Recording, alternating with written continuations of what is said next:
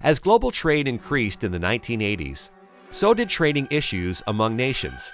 It was clear that GATT could not support the influx of new trading challenges. After years of unsuccessful negotiation rounds, the largest round of 117 countries finally took place in Uruguay. This was known as the Uruguay Round, which was significant for the birth of the WTO. Through the WTO, trade barriers were reduced and more trade rules were established. The WTO is not just an extension and successor of the GATT, rather it's an entirely separate entity. The GATT was a multilateral treaty created on an ad hoc basis. The participating nations were contracting parties. The WTO, on the other hand, is a permanent institution made up of member nations. Another difference is that the rules of GATT applied to trade in tangible goods. The rules of the WTO do too, but also deal with services and intellectual property. The WTO dispute settlement system is also considered much faster and more effective than the GATT system. How does the World Trade Organization promote international trade?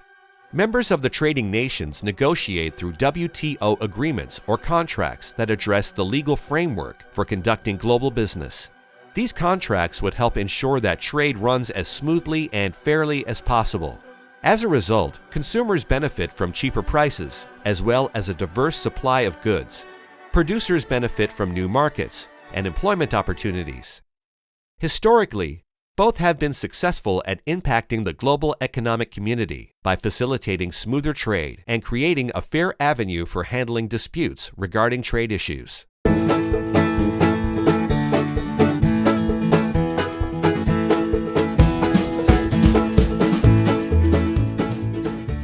No representation is made that the quality of legal services to be performed are greater than the legal services provided by other lawyers.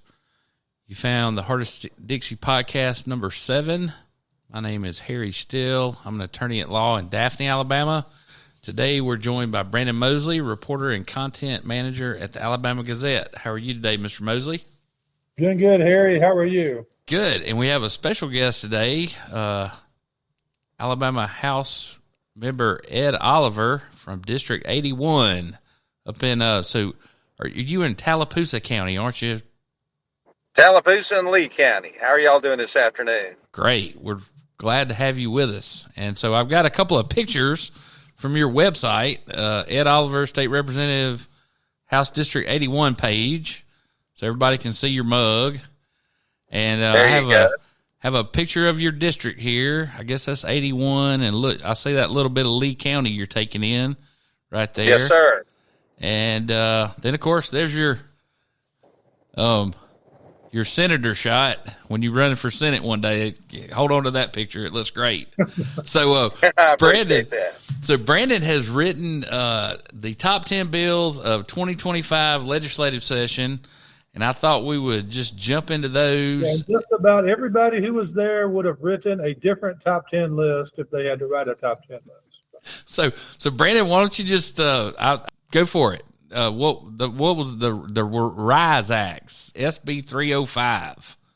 Yeah, the RAISE Act. RAISE Act. We've been distributing the money from the state to the schools based on the number of students. So every kid is worth so much money, and it gets sent out. But certain children require a little bit more programming than, the average kid. So if your school has more children in poverty, English language learners, gifted or special needs, you will get more money for those children on top of your normal appropriation that they've done in the past. They didn't tear down the funding model, but they added a supplement acknowledging that certain schools, were kind of dealt a bad hand based on the poverty in the area, or, some of the special needs, or we've got schools now in Alabama that are like 80% English learner. And obviously, teaching biology when not everybody understands English is a little bit more challenging, there. So is this a workaround for this whole student, like there was a fixed amount of money you got per, what do they call it, a student unit, like you got $14,000 a year per student, and this is a way to work around that in case we got another $100 million is thrown out into the RAISE Act funding bill, so that you've got a bunch of English language learners. Here's some money. We realize you're going to need to spend more money on interpreters, or if you've got a whole bunch of special ed. I think my mother taught special ed, and I think 1 year out of her 500 or 480 student deal, there was like 70 special ed students. That costs a little bit more because you have to have special ed teachers and aides and a whole bunch of stuff. So I thought this was a top 10 bill. Again, it may not be on somebody else's list, but I put it on there. So the largest education budget in history, $2.1 billion. 10. It's $9.9 billion. It's $12 billion. Oh, sorry. Another $2.1 billion supplement. Sorry. Yeah, $9.9 billion. That's a supplement. $180 million for the Choose Act. Is that where we're going to let all the private school kids get vouchers? If you want to try to apply to send your child to a private school, the money will follow the child. All right. Representative Oliver, you have something on the education budget deals that I kind of thought? Well, anytime you do something different, it causes a lot of concern. But I'm one of those people, as a good Republican, I don't believe in spending any more money than you have to achieve your goal. But if we're going to do public education, I think we ought to do it effectively. And I think Senator Orr and Representative Garrett just finally decided that the model we were using, one size fits all, didn't make sense. So I think that's how we got where we were. Now with the Choose Act, once again, I think it's 12% of Alabama's students are homeschooled. There's a large number that go to private schools. Everybody pays taxes. The debate becomes whether your money goes to a public school your child doesn't go to, or should you get some help if you decide to send your child somewhere else. Also, the ability to make schools compete, public schools compete, and let students cross district lines, that's a big deal. I think it creates competition in the field of education. And I think for parents and students alike, we will see change. How about the Focus Act? Is that the that's basically can't banning take your phone to school? Yeah, bringing your phone and playing on your phone all day during school time. Okay, well, I think we can all agree that that's been beat to death. We've heard both sides of that. You know, parents don't want it. Everybody, especially lawyers like me, heck no, I don't want kids with phones in schools or any kind of recording device from a liability standpoint. So that's been signed by the governor. That one's kids are mad, but that's the way it is. It's just how it is being a kid, man.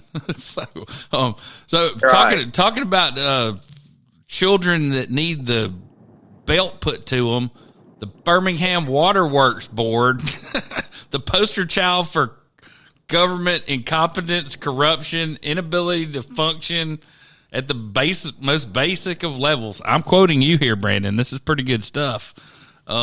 Yeah, so that was as far as somebody like myself and Brandon who like are kind of technocrats with this stuff. This is unheard of, unprecedented.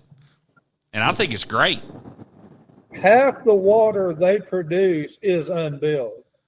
I mean, think about that one for a minute. They don't even bill for it. Water. I mean, it's pretty bad. I think that's you can't keep doing the same thing over and over and over and expecting it to change. So that was legislation that I believe was absolutely necessary. 700,000 people in a water system that's broke, that's unacceptable.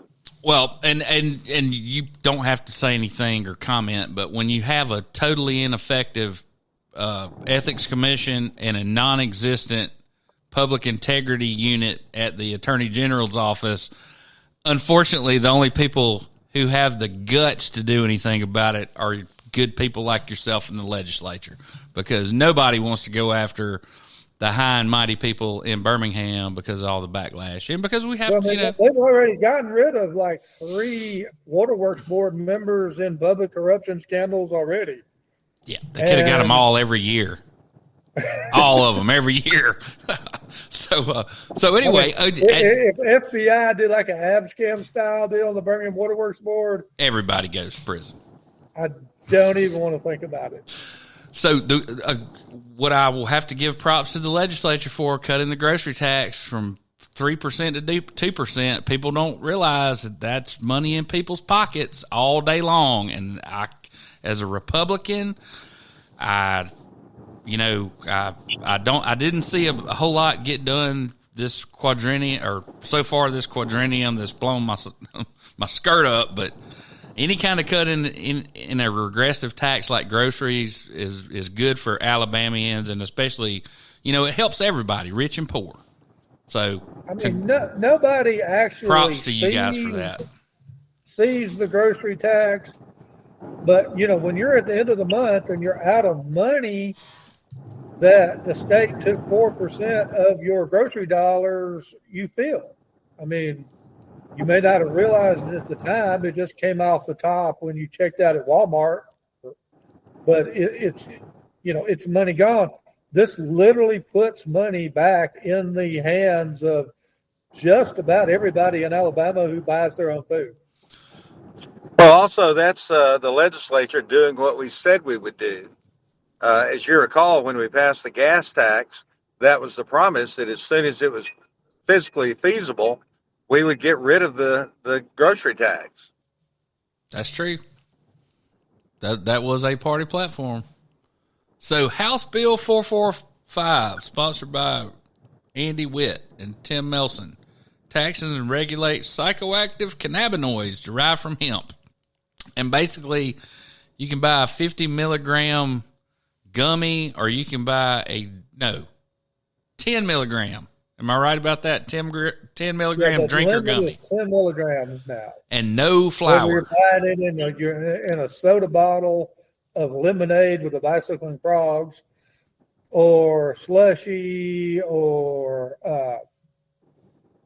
gummy, whatever you're buying, the limit in the dosage is 10. I mean, there were 100 milligram gummies out there, which made no sense at all. Why anyone would ever do that? Well, and we were getting calls to like poison control where people are taking too much THC. And I think the state needed some regulation. I might have been a little bit harsher than what they did, but you can still buy it as long as you're at least 21. But there's going to be a tax on it. The people that sell it are going to be licensed. I think it's limited to like standalone 21 and over stores and grocers. I thought the grocer amendment was a little bit weird. They have a hell of a lobby. The opposition to that was that's the legislature picking winners and losers. At the same time, I understand the concern of trying to keep it out of the hands of kids. So that's just one of those bills that you had to go along with. So if you have a population where 30% of the people historically, since we ran all the Indians off their land and we started farming and creating alcohol, it seems to me about 30% of Alabamians want to get high.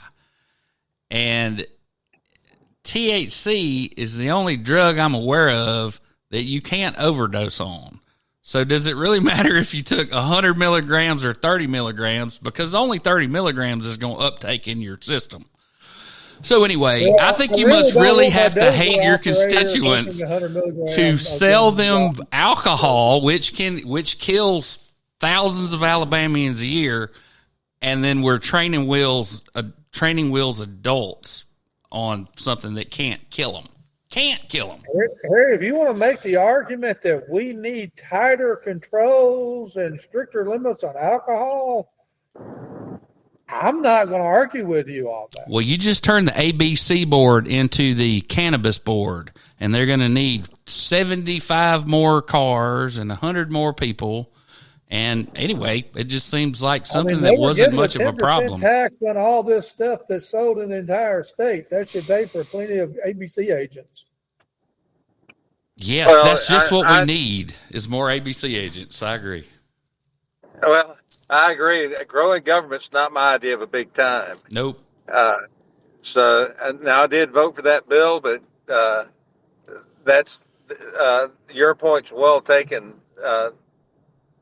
And I'm a libertarian at heart. I believe people have the right to destroy their own lives any way they choose, and it's not my job as a legislator to try to talk them out of it.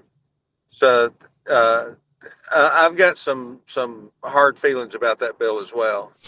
Well, there's a companion bill, HB 8, that what you were talking about regulates the vapes. Yeah, it regulates the vapes. And also assigns them to the ABC board for regulation. And then we get SB 101, raising the age of medical consent. Let's see, what the age of sexual consent was. It's 16 in Alabama. 16 now. No, we changed it a while ago, but you can. Anyway, this is all about medical consent, going from 14 to 16, and I'm sure this is the 3 children in Alabama who want to have a sex change and didn't talk to their guidance counselor, kept it a secret from their parents or whatever. Yeah, we banned that altogether. That's already been taken care of. Of course we. Anyway, I think their children and their parents should be, while I'm kind of libertarian on this, I am paying for this child, and it is my most expensive asset, and you're damn right. You need to talk to me before you talk to my child about medical intervention, whether it's cutting their hair or anything that's out of cutting their hair. The parents need to have, putting a tattoo on them. Anything permanent should certainly be discussed with the parents. So I'm actually. Well, I have no kids, but if I had kids at the house and they were 14 years old, I don't want their doctor selling some weird, crazy nonsense that, I and the insurance company are paying for, and I've got to deal with for the next 60 years, and the doctor is just collecting a paycheck. Okay, so the Criminal Enterprise Database Bill. So doesn't it seem like the FBI would keep up with criminal organizations that did things across state lines, and we have the OCDEF task force that coordinates with the LEA and all of the different drug task force, and I don't know. It seems like we got an awful lot of shareable information at this time to create one specifically for, and I guess this is criminal enterprises in Alabama. Every law enforcement agency can share what they know, what they suspect, what they think is going on about not every individual, but on individuals who appear to be working with other individuals in criminal enterprise. Because you get into a deal where, like sex traffickers, all of a sudden they show up at Fairhope and they're doing whatever. By the time the police figure out what's going on, boom, they're gone. Then they pop up in Pelham or someplace. And that police force is like, who are these people and what are they doing? This puts a database so that the police in Alabama get to share information about people they either know or suspect are involved in things they probably should not be involved in. We did a whole bunch of bills this year about public safety and security and ankle monitors on kids and whatnot. I just thought this one would help law enforcement solve cases quicker, and share information faster rather than having to call the deputy up and wherever it's in the database. That's why I kind of thought it probably was my favorite among the various public safety bills. Okay, so have you ever heard the Ron White stand-up routine about tater salad? He gets arrested when he's like 15 years old and thrown out of a bar. 25 years later, he's arrested for smoking marijuana in Tampa, Florida, and they get him in there and they go, so are you Ron Tater Salad White. That's how this crap gets started. We have these databases that don't have criminal records in it. It has bull crap that we heard from our drug informants. And, anyway, I understand the purpose for it, but I think that if we're going to maintain a database, it needs to be of relevant criminal activity, not hearsay from people that you wouldn't. If you wouldn't take directions from these people, why in the world would we create a database and say that Harry and Brandon are involved in sex trafficking down in Baldwin County when we don't have any evidence of that? No more so than, that, let me think of a good one, that back when, I don't know, what would be a good criminal enterprise from yesteryear? Maybe back when the school teachers were in charge of the legislature. That's a good one. That was a criminal enterprise, old Ed and all them over there. Okay, so governor signs bill banning cell phones. I just wanted to get that picture. I thought it was funny that she was putting a cell phone into a Faraday bag. And then, of course, this is Jennifer Boozer. She owns the Canabama place down here, and she is all over social media. Done everything but put a voodoo curse on Governor Ivey for signing that dang bill into law. I wouldn't put it past her. So then we have the police immunity bill, which, of course, I have a secret suspicion, and I'd like to share it with y'all today. So the bill creates heightened requirements for a plaintiff to prove that an officer acted outside of their authority and new legal proceedings and hearings for plaintiffs to bring a complaint. Okay, so it's a trap. Under something extra, which is the Lanyap newspaper down here, when the sheriff's department here in Baldwin County shot Jonathan Victor, they asked for the body camera. And Judge Stankowski said, sorry, you can't get the body camera right now because it's a grand jury secret, okay? And until the grand jury clears the officer in the shooting, well, then you can't see it. The family of the victim can't see it. Nobody can see it. It's a grand jury secret, and if anybody shows it to you, they're going to jail. So now they have to have a preliminary hearing, and how in open court in front of a circuit judge. So how are they going to keep this body camera a secret now? I'd love to know. Because it's a public record, right? I mean, we paid for the body camera. It's on an officer.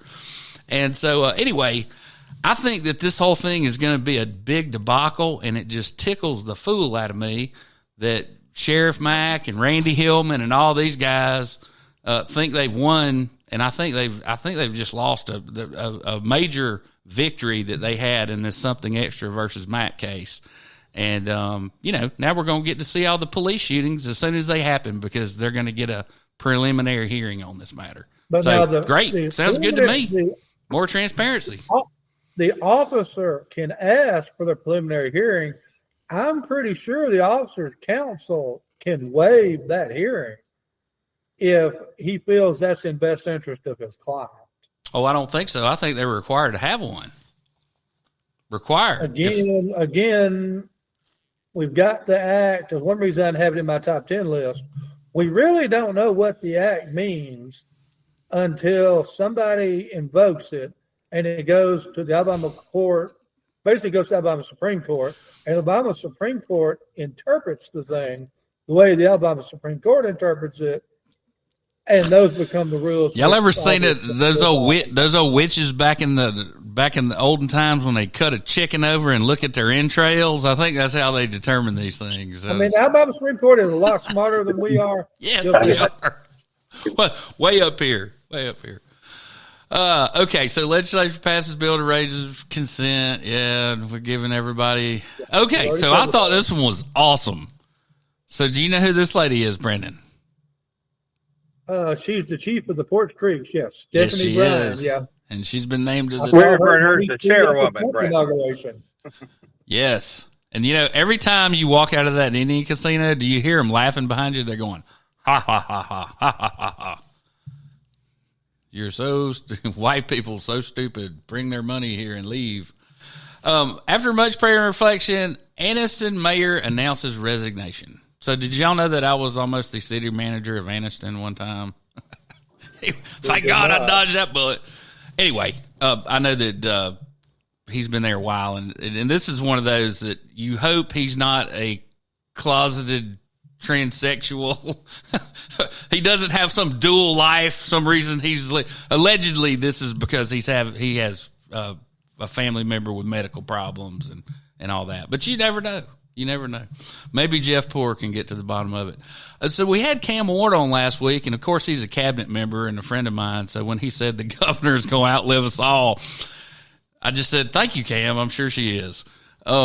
Anyway, there's rumors are rampant that the governor's not doing well. And anyway, whether it's true or not. I can't tell you a time since the middle of Kay Ivey's second term as lieutenant governor where there were not rumors about the governor's health.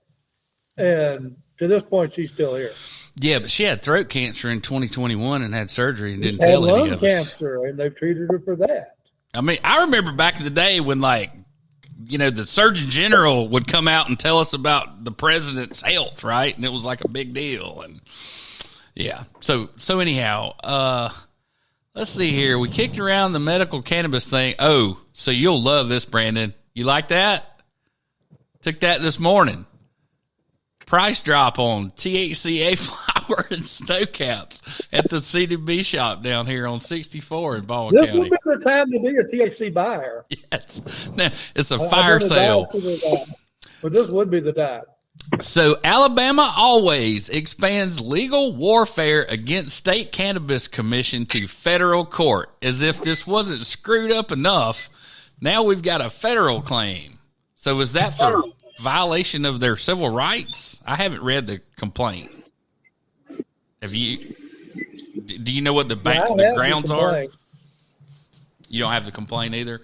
All right. Well, I will read it and we will replow that. So Lulu's law protecting Alabamians from sharks has passed. I think that's a good one. Oh, and by the way, what I think is more important is that we have a bear alert system because this is my neighborhood in Spanish Fort. It's a damn 400-pound brown bear going through everybody's trash this morning. And, another animal that needs law enforcement's attention, this golden retriever was caught riding on a jet ski. Did y'all see that? I wish I had the video, but I couldn't download it. Anyway, I guess he hit the throttle, and there he goes. He never hit a boat. He just went around in circles, and somebody went out there and got him. The Mobile Bay Estuary Program, they have another little pin where you can figure out which watershed you're in if you're, new to the area. U.S. and China take a step back from sky-high tariffs and agree to a pause for 90 days. So let's talk a little bit about this. GATT is the General Agreement on Tariffs and Trade. For a long time, GATT was how we negotiated and dealt with intellectual property and tariffs and duties with imports and exports. And then in 1994, the multilateral trade negotiations began, and that's where the WTO came from. I really don't want to talk about all this, but if you want to see something very enlightening, go watch Charlie Rowe's interview with Sir James Goldsmith about this entire idea. And guess what he predicts in 94? Everything that has come to pass today. Welcome to the broadcast. Tonight, a discussion about a trade treaty. It is called the General Agreement on Trade and Tariff, GATT for short. We'll talk with Sir James Goldsmith about this treaty and its implications for the world and implications for the United States. Joining us for a part of that and for a debate is Laura Tyson. She is chairman of President Clinton's Council of Economic Advisors working on economic policy in the White House. We begin with Sir James Goldsmith. He is known for many things: the money he has amassed, the companies he has owned, the battles he has fought, the women he has loved, and the issues he has taken. He has been controversial, but frequently he has been right. He's one of the people in 1987 who saw the stock market coming down, and he forecast the crash of 87 in October. He also saw the rise in oil prices with OPEC coming together. He now believes that GATT is wrong for the industrialized world and that it will unleash a series of problems that will be catastrophic for the world. It is all contained in a new book that he's written called The Trap, and I am very pleased to have Sir James Goldsmith join us for the beginning of this conversation. Welcome. Thank you. It is a pleasure to have you here. Why is GATT bad at a time that many people believe that NAFTA has proven, despite all the warnings, to be good for the United States and good for Mexico? All of the fears that Ross Perot and others forecast didn't happen. Now you come along and say that was very small. GATT is much larger. It will unleash an unemployment that will attack the economies around the world. What's the thesis that makes you believe that? Of course, NAFTA and GATT have totally different sizes. NAFTA was a free trade area with Mexico and Canada, where it wasn't just economic. It was regional problems. You've got all sorts of neighborly problems that you have to solve between the three nations. But it's nothing. It's like Portugal and Greece was for us in Europe. What we're talking about for GATT, we're talking about a free trade area with China, with India, with Vietnam, with Indonesia, with 4 billion people. You see, when GATT, this last round, this is the 8th round of GATT, started 8 or 9 years ago, the negotiations, the Uruguay round. When it started, the world was a completely different place. Since then, you've had 4 billion people who before were set aside, if you like, held away from us by communism, by other ideologies, and they've all of a sudden joined the free market. Fine, that's fine. Secondly, those people have got massive unemployment. They have very fast-growing populations. They work for almost nothing compared to our populations. I mean, you can employ 47 people in Vietnam and the Philippines for 1 American. But that's what they said about NAFTA, too. Well, yes, Okay. but you're talking about 4 billion people. Right. You're not talking about 80 million people. And quite apart from that, the idea that you can judge the results of NAFTA so far, in my view, is a bit naive, because it's only been a few months. So let's wait in 5 years and see what's happening. But first, let's talk about GATT. 4 billion people. You can employ them. Mexico's expensive labor compared to the other places. Now, what are the other changes that have taken place since the Uruguay round started? Technology can be transferred anywhere in the world. Capital can be transferred instantaneously wherever the return is highest. So today, you are to take 2 companies, 2 corporations. They make the same product to be sold in the same market, because the whole concept of global free trade is you can make a product anywhere and sell it anywhere. They have access to the same technology. They have access to the same capital. They only have one difference. Cost of labor. 47 to 1. So they move. Now, what has been the result? We've got some results. Some results are in. It isn't hypothesis. You take France. In Europe, we had free trade started to emerge from 1973 onwards. That's when the Treaty of Rome was changed. During that 20-year period since then, the economy in France has grown by 80%.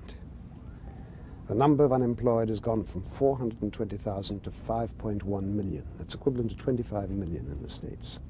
Now, what is the good of having an economy that grows by 80% if your unemployment, the people excluded from active economic life, goes from 420,000 to 5.1 million? You take Britain, same story, by the way. All right, let me make one other argument, though, that when you say these people in, for example, the People's Republic of China and India, 4 million people. 4 billion, yeah. 4 billion, I'm sorry. The argument is also made that they, all of a sudden, not only is there a question of the price of their labor, but it is a huge buying power that they have, that China, in the new millennium, will be the world's fastest growing economy. That's great. And that it'll be a market. That's wonderful. And those people will be buying products That's wonderful. from the industrialized Wonderful. world. And let's benefit from that. And we can work together. But how do you benefit from that without destroying ourselves? The next topic that we have is Secretary Kennedy bans China gain-of-function research. So Anthony Fauci essentially restarted the bioweapons arm race and did it under the pretension of developing vaccines, eventually moving his experiments offshore, mainly to the Wuhan lab. So we're going to stop the funding. I bet your liability for medical experimentation is lower in China than it is in the U.S. Well, I have an idea. Instead of Donald Trump wants to rebuild and reopen Alcatraz. For too long, Americans have been plagued by vicious, violent, and repeat criminal offenders. We need a damn gulag to throw them in, where if they escape, they'll be eaten by sharks. Right? It's the perfect gulag. So, or we could start doing, Wuhan type experiments or Plum Island. Send it to China. They can guard our prisoners for us. Or apparently you can make some real cool movies there. Alcatraz. The bill to rename the Gulf of Mexico to the Gulf of America fails in the Alabama Senate, but Garland Gulger says we're going to give it a rock star's attempt next time, right? Is this one of the bills that got hung up in the Senate? Oliver knows more about what happened that last day than I do. But they could have passed this and a whole bunch of other stuff if they had just jettisoned the 47 local bills that we spent hours, on Wednesday. Well, and long story short, two senators actually just took over the Senate floor and let all the bills die. Which, to me personally, that's just unacceptable. It's incredibly selfish. But second year in a row that's happened. I mean, y'all have Wadlin Gavan and Mary Moore in the House, but if they pulled a stunt like this, you couldn't get with House rules. You could waste time, but you could not waste the amount of time that we saw upstairs. Am I correct? No, you're correct. Our cloture rules limit, I think, debate time to, I'm thinking it's 20 minutes, something like that. It's a short period of time, whereas theirs is an hour. And so, theoretically, I think it works out to where you could pass. It becomes completely unworkable in the Senate because they can literally just sit there, and by the time everybody talks, you pass two bills in the day. Yeah. So their rules just need to be worked on. All right. Well, have y'all seen this tweet? And what I'm getting at here is the judge issue that he keeps bringing up. Our country's been invaded by 21 million illegal aliens, many of whom are murderers and criminals of the highest order. You're not going to get any argument from me. But when he says I've won in a landslide and these dang judges and lawyers just aren't letting me do my job. I think the president has a point here. I mean, when Biden opened the floodgates and was literally flying illegal aliens in from all over the country, conservative attorney generals like Steve Marshall went to court to challenge, and had a bunch of our Congress guys, were plaintiffs in this, challenging, the president basically making a mockery of our immigration laws. And the court told the president, told them that, hey, the president is the enforcer of the law under the Constitution. He can decide whether he wants to enforce our immigration laws or not. It doesn't matter what Congress put on the books. And now you've got a different president there. I think he would have the exact same power that we gave President Biden to let these people in. I think Trump has unencumbered powers to remove anyone who's not a citizen and isn't here legally from the country. I don't get why we have judges that are stalling and hindering, the president in performing what the court's already determined is his power of enforcement. Well, so let's talk a little bit about the judge who was arrested for letting the illegal alien out the back side door, right? So Judge Hannah Duggan, she has filed a motion to dismiss all criminal charges against her, saying that what they did to her violated the U.S. Constitution's fundamental principles of federalism. See, we are the United States, not the state, not the federal state, right? And so when they came into her courtroom and interfered with what she was trying to do, Yeah, probably not a good idea. They can catch them outside the courthouse, man. There's all kinds of things they can do. But anyway, I think what was funny about all this was she pointed she should be impeached and removed. Okay, well, move to Minnesota and run for governor and impeach her, man. Yeah, her conduct was entirely inappropriate and awfully close to being illegal. Okay, as evidence, the motion cites the 2024 Supreme Court case, Trump versus the United States, in which the court ruled that the president has absolute immunity for, quote, official acts, as does a state judge. So, anyway, I don't know if she impeded. I don't know if she ought to be thrown in the gulag or whatever. But, if it was my courtroom, I wouldn't want ICE guys sitting in the jury box waiting on them, if they want to wait outside.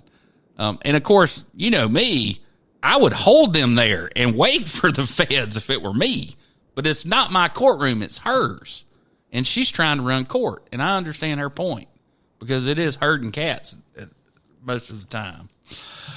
So we had a special operation here in South Alabama. There were 502 arrests, 9 tied to deadly Venezuelan gang. Federal law enforcement in South Alabama offers report on illegal immigration. And so a high-level team of 7 federal officials released statistics at the Mobile FBI headquarters on Friday. And it says 338 total attempted contacts, 3 minors rescued, 502 total arrests, 9 flagged as members of Venezuelan gangs, and 1 U.S. citizen arrested for impeding them. And this was 13 counties of the Southern District: Baldwin, Choctaw, Clark, Conecuh, Escambia, Mobile, Monroe, Washington, Dallas, Hale, Marengo, Perry, and Wilcox. So, Brandon, who the hell's building all the houses around here if they rounded up 500 of our construction workers? Well, I don't know that these are construction workers. These are Venezuelan gang member guys. I mean, anybody who's gone by the new state house that's being built, they couldn't build that without Latinos. True that. But, I live at Lake Martin. I mean, that's our lifeline for building. Yeah. Well, you better believe it down here. Okay, does everybody know who Jimmy Buffett is or was? Yeah. So he started a brand, Margaritaville brand, right? And so now there are all kinds of Margaritaville resorts. Are y'all aware of that? So check this out. Margaritaville, Myers Beach, Margaritaville, Cape Cod, Margaritaville, Belize. There's even one in Pigeon Forge, Nashville, San Diego, Lake Tahoe. There's a Times Square in New York, Margaritaville Beach House, Key West. So anyway, here's the big reveal. Lake Tahoe, Gatlinburg, Nassau, Bahamas. But this is the one we're interested in. Margaritaville Resort coming soon to Orange Beach, Alabama. And so here's people that had nothing to do with it, of course, but they're all in the picture. Our county commissioners and our Economic Development Alliance director. Growing jobs. That's what they do. The ceremony held on site at the future resort location, 83-acre waterfront property directly across from the wharf on Intracoastal Waterway, was led by Art Favre, founder, owner, and chairman of Performance Contractors and owner of the Wharf. So here is a schematic: 49 luxury waterfront condominiums, 100 luxury condominiums, over 150 single-family cottages and villas, 43 boat slips, 6-acre water play amenity area with large oasis resort, pool, lazy river, water slides, 6 on-site restaurants, 4 on-site bars, Finn City Arcade, Finn Up Fitness Center, pickleball courts, and meeting space. And you see there's a little marina planned. I don't know how they're going to get a permit for that, but fantastic. This morning, the commissioner was there, with the shovel. That's what they're for. So this morning, we had the pistol shot start to the Orange Beach Bill Fishing Classic. And you see all the bill fishing boats heading out this morning. 52 teams will compete for $1.3 million over the weekend. So if you ain't got nothing else to do, ride down the beach and look at all the big billfish at the wharf. Let's see. The biggest names in music are coming to the War Amphitheater in Orange Beach. Keith Urban, May 22nd. Dwight Yoakam, May 29th. Hank Williams Jr., June 2nd. Kansas and 38 Special. The Red Clay Strays, and Little Big Town. So all that's coming this summer. Morgan Waller's first ever Sand in My Boots Festival opens today in Gulf Shores. And guess what we have for you, Brandon? Showing you where all the traffic snafus are going to be. You see, we got the whole beach road shut down from 13th Street all the way down damn near to the state park. And you're supposed to park at one of these public parking lots. And then you can use your wristband to ride the Bratz bus on down to Gulf Place. They don't want anybody trying to park down there. Mayor Robin Lejeune has announced his reelection bid here in Daphne. I think Robin Lejeune is a good mayor, and he is the mayor of the town where I have my law office. And if he wasn't, I would tell you. The League of Municipalities elects new president and vice president at their 90th convention. And, of course, that is Sherry Sullivan, the mayor of Fairhope, has been elected the 90th president of the Alabama League of Municipalities.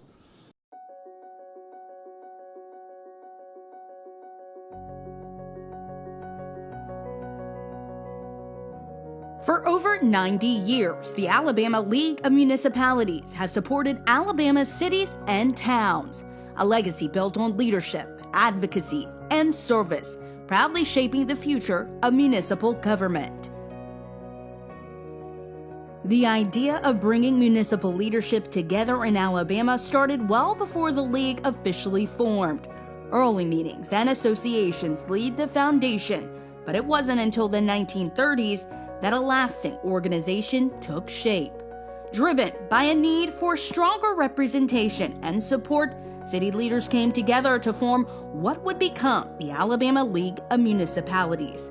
From the beginning, the focus was clear: help communities lead, govern, and grow. In the decades that followed, Alabama's communities faced increasing demands. From civil unrest to economic pressure, local governments needed practical solutions. The League provided them, helping towns navigate legal and financial responsibilities while planning for long-term growth. It became a steady partner in a time of uncertainty. The 1980s brought new leadership and new perspectives.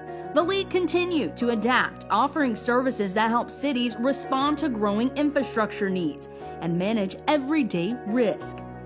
Whether a community was large or small, the League made it possible for local officials to serve with confidence and stay focused on their residents. It was during this time that the League saw its first woman and first African American president, reflecting the broader evolution of municipal leadership across Alabama. By the 1990s, expectations for public officials had grown. The League launched formal training and certification programs to support municipal leadership. As technology advanced, so did the tools available.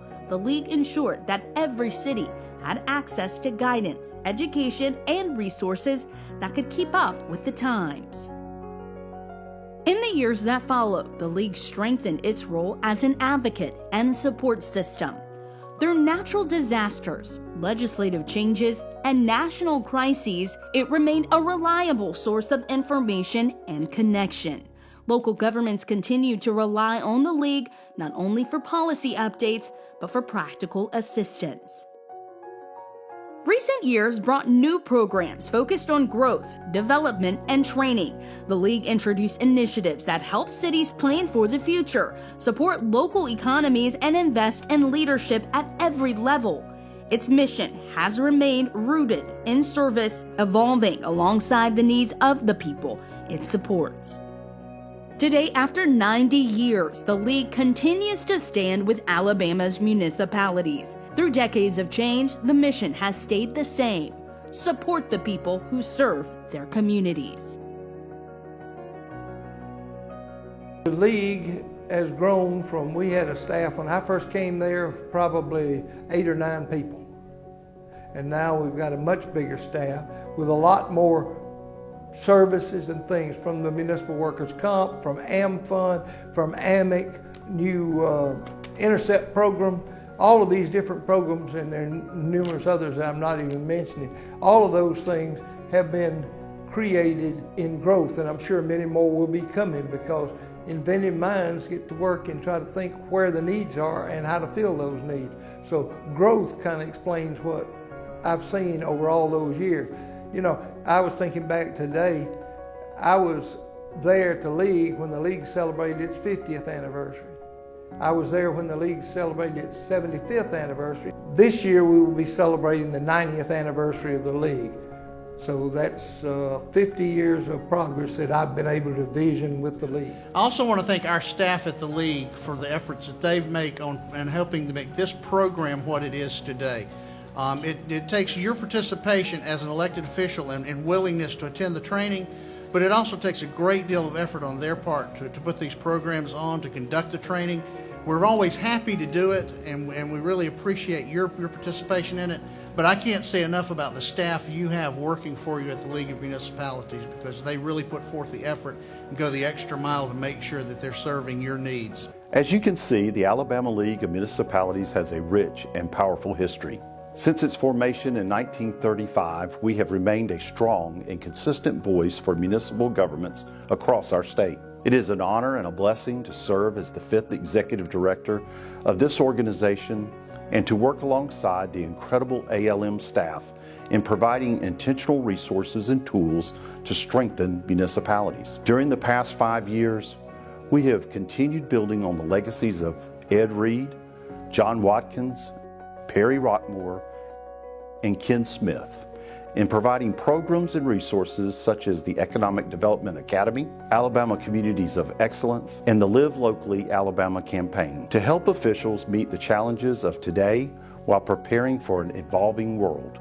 Yet we haven't forgotten why ALM was created 90 years ago. At our core, we will always proudly engage with federal and state policymakers to enact legislation to support municipal officials in building safe, vibrant communities that attract economic investment as well as citizens wanting to live, work, and play.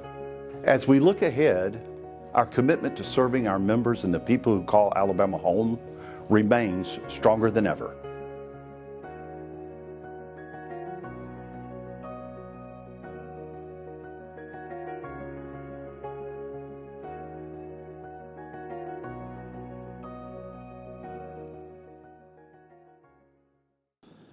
We have the South Alabama Republican women are having a dinner or a lunch at the Gift Horse Restaurant in Foley, and Wes Allen, our Secretary of State, is going to be the speaker.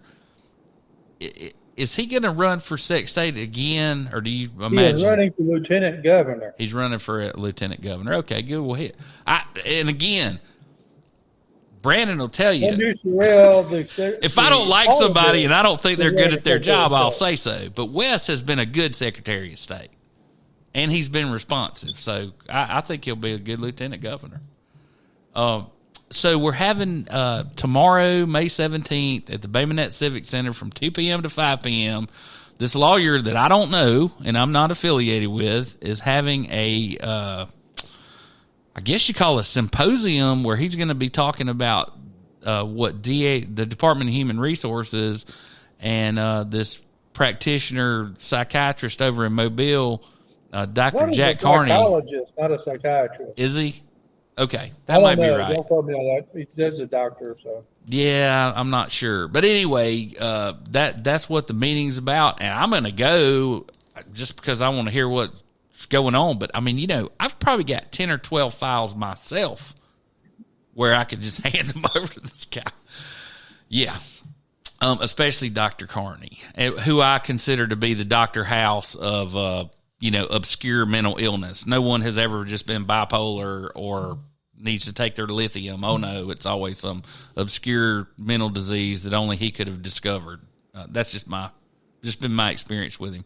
So, has anybody else been kind of underwhelmed at what's been going on at the FBI? I mean, Kash Patel showed up to a damn hearing asking for money, and he hadn't submitted a budget. And then we got Dan Bongino, who made $100 million telling us all that he was, podcasting, saying, if I ever get my hands on these dirty-ass FBI agents, I'm going to throw them all in jail.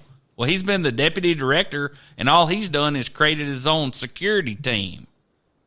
I haven't even seen him on Twitter since he got the job. So either he's working real hard for us, or he's in the basement bowling. They've been in there less than 100 days now. I mean, a actual investigation of something like an FBI agent, I think, will take some time. Now you just fire them like you did the rest of these people. Okay, so do y'all know what Hoffman Furniture is? I do not. It's in downtown Mobile. Nope. It's been there for 90 years. 90. And I'm going to show you why they were so successful for so long. I don't know if y'all can handle this. So this is your typical commercial for this place. Hang on to your hats. Hello, Alabama. You don't have to search. You don't have to go through brick walls, stoplights, or explode to find name brand furniture. Well, hi, folks. I'm T-Buff for Hoffman Furniture, where it's quick, it's easy, and it's simple to buy. Yes, we can approve your credit. We can deliver your choice of furniture appliances for $10 down. So why like pay the gold rent? Buy it medallion? now at Hoffman's. Woo! 90 years. That's a long time for people to be buying stuff from that guy. So, Brandon, what's on your calendar for this weekend? What you doing? You going to put your toes in the sand or boots in your sand in your boots? Probably not. I probably have stuff to write. So, is there still a big catfish place with? Is it called Top of the River, or is that in Gadsden? Or do y'all have? No, I'm on Lake Martin. Different place. What's the name of the restaurant up on the hill overlooking Lake Martin? It's like I know what you're talking about, Harry, but that burned down years ago. No kidding. Well, you're talking about Lake Hill on 280 across the river. Yes. Yeah. Sat up on the high hill there. Yeah, that's gone. Yeah, it's gone. Oh, but we've got a bunch of great places to eat around this lake. Well, and it's. People would be shocked to find out that there's 30 foot of visibility in a lake in Alabama. I mean, it really is beautiful water. And anyway, but you can see your toes, and there's no alligators. That's two big deals for me. There and no sharks, presumably. No sharks. Put the alligators in at some point.